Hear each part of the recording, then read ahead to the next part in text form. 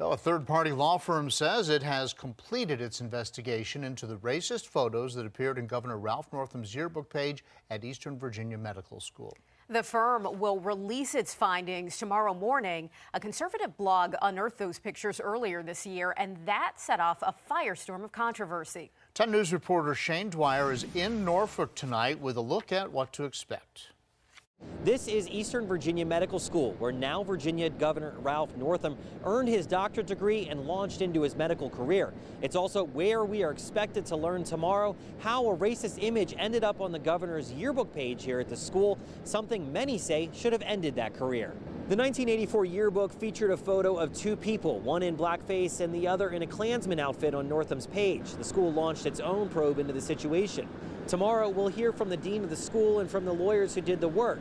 Back in February when it came out, Northam went back and forth over if he was one of the two people in the picture, later saying he wasn't in the photo at all and he had no idea how it got there. This was not my picture. I was not in that costume, either as black-faced or as KKK, and it's not me. Northam said then, amid calls for his resignation, that he had never seen the yearbook before. In the time that followed, the folks that put that yearbook together disagreed on if the photo's placement was a mistake.